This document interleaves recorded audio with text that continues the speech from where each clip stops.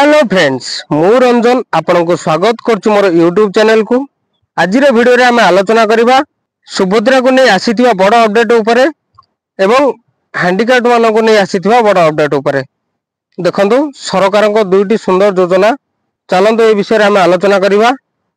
सुभद्रा योजना विषय रे आमे कहबा यदि देखंतु सुभद्रा योजना रे आसीछि बड़ अपडेट। सुभद्रा योजना रे मिलिबा को जाउछि एककालीन 15,000 टंका।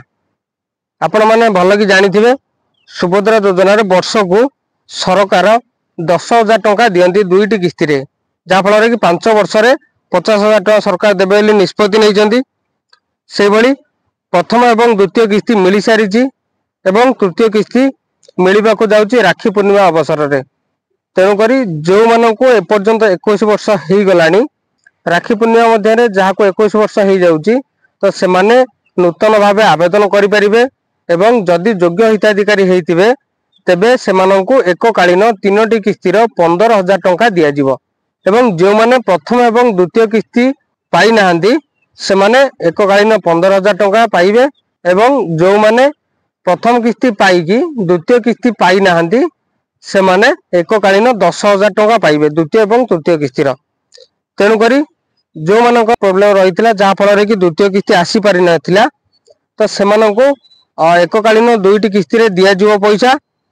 जो मानकर प्रथम किस्ती मिलिबा परे द्वितीय किस्ती मिली नथिला तेबे सेमानंकु एककालीन दुईटी किस्ती रे पैसा 10,000 टंका मिलिबो राखी पूर्णिमा अवसर रे। देखंतु सुभद्रा ने जो अपडेट कथा कहउतिली जे एबे सर्वे आरंभ हो जायछि सुभद्रा रे। जो माने अयोग्य हिताधिकारी विवेचित हेइतिले सेमानंकु काटी दिया जायतिला तो सेमानकर एबे सर्वे आरंभ हो जायछि। विभागीय अधिकारी माने आपण को आवेदन रो सर्वे करिवे। सर्वे माध्यम रे जदि आपण योग्य हिताधिकारी विवेचित हेबे तेबे आपण को एई योजना रे शामिल करा जिवो अथवा आपण को बाद दिया जिवो। ये रहिला सुभद्रा को नै अपडेट। तापरे आमे द्वितीय रे कहबे हैंडीकैप कथा। हैंडीकैप मान कथा आपण जानिथिबे जे जो माने भिक्षावृत्ति करी चलुचंती, जो माने शारीरिक विकलांग किछि करि परनथि घरे बसी रहउचंती सेमान पई सरकार एक बहुत सुंदर योजना रो परिकल्पना करिसंती एवं एई योजना रे समस्त हैंडीकैप मान को शामिल करा जिवो, समस्त शारीरिक भिन्नक्षम मान को शामिल करा जिवो, जोथिरे समस्ते एई योजना रे आवेदन करि परिबे एवं एई योजना रो लाभ उठै परिबे। एई योजना रे कोन रहउची देखंतु आपन को निज पंचायत रे मनरेगा माध्यम रे बा लेबर कार्ड माध्यम रे आपन को 100 दिन रो कार्यवृत्ति दिया जिवो, जार मुख्य तदारख करिवे जिला अधिकारी। देखंतु सबु पंचायत रे ग्रुप खोला जिवो। एई ग्रुप माध्यम रे समस्त को शामिल करा जिवो, समस्त हैंडीकैप माननकु समस्त को निज शारीरिक उपयोगी कार्य दिया जिवो एवं कहा प्रति किछि अवहेला न हबो ता ऊपर मध्य तदारख करा जिवो।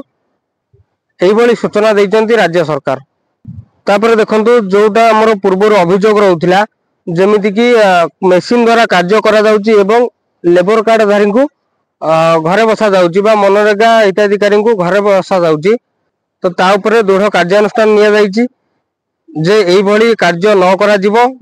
जेति कि लेबर कार्ड हिताधिकारी रहिले सेमानंको सठिक कार्य दिया जिवो एवं मेसिन द्वारा कार्य बंद करी केमिति को लोकन को काम दिया जिवो ता ऊपर सरकार नजर रखिबे। एई भली सूचना काली मंत्री दैचंती।